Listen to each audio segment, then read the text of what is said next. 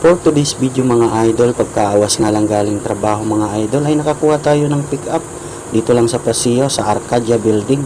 At arin na nga at nakuha na natin yung item. Napakaliit lang mga idol, binalot ng napakaganda.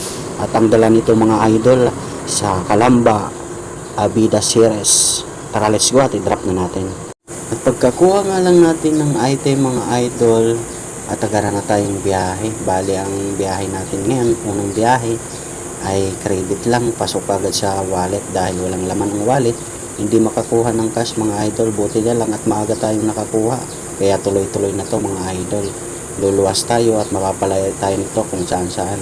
Baka mapaluwas tayo ng Maynila, maganda kasi sa Maynila at hanggang umaga ay hindi nawawala biyahe. Alam nyo mga idol, sa halip na uuwi na nga lang ako at para makapagpahinga, pero ngunit dahil sa kagipitan na talaga ng buhay, kailangan talaga humanap ng ibang paraan, humanap ng pagkakakitaan para ang kalabasan ay kaluwagan. At ari na nga tayo mga idol, kasalukuyan sa Nubali na kung saan tayo lulusot, Pakalamba sa may papuntang Kanlubang sa Abida Series tayo mga idol. At makalipas lang ng ilang minuto mga idol at ari na nga tayo, kasalukuyan nakarating na tayo, kaso ibang gate ang ating napuntahan. Gate 1 ay bawal pala doon ang mga delivery, kaya pinaikot tayo dito pala sa kabila, gate 2 pag mga delivery ang pasok.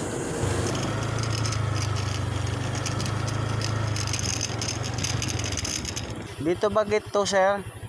Gate 2? Dito ng ano? Nung Abida Series? Dito.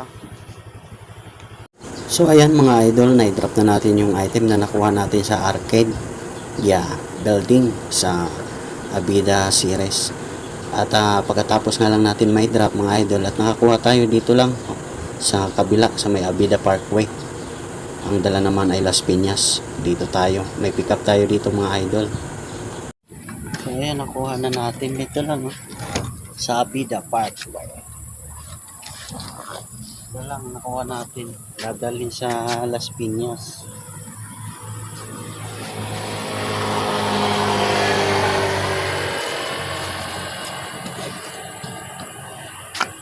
Priority.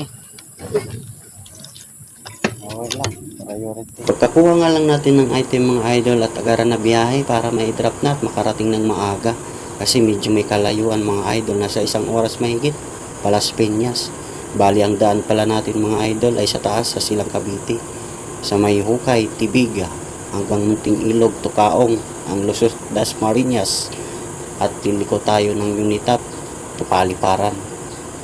At ari na nga tayo mga idol, papasak na tayo na kung saan sa Silang Cavite. Papasukin na natin yung dilim na daan. Bago ang lahat mga idol, bago tayo tumuloy pumasok sa madilim na daan ay sapin muna dahil ako'y nakaramdam ng gutom. Kahit tinapay lang sapat na, merong sting ay okay na. Sting.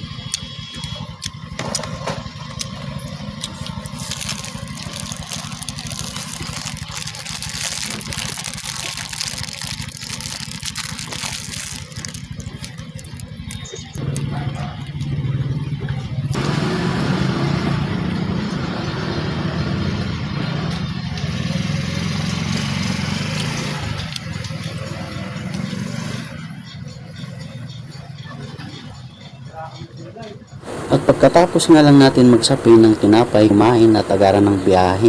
At hindi na tayo nagkuha ng video at aari na tayo kasalukuyan mga idol sa Las Piñas. Ngunit ng ating puntahan sa unahan mga idol ay sarado at wala nang daan.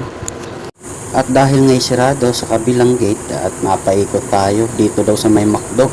Kasi ang hinahanap natin mga idol yung BF Classic na village. Ang pasok sa BF Resorts dito sa Las Piñas. At rin na nga kasalukuyan at malapit na tayo kung saan tayo magdra-drop mga idol, at i-drop na natin ito.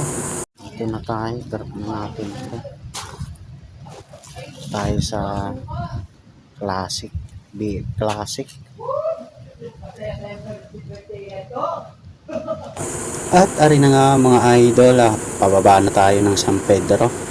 Mayroon tayong nakuha sa Las Piñas. So may lang mga idol, at ang bagsak nito ay sa San Pedro. baba na tayo kasi anong oras na para makapagpahinga pa. At kasalukuyan, ari na tayo sa Alabang. Bababa na tayo ng Muntinlupa to San Pedro. Alabang na tayo, pababa. Buti may nakuha. San Pedro. Pasita lang. At ari na nga mga idol at malapit na tayo. I-drop na natin to dito lang sa San Pedro.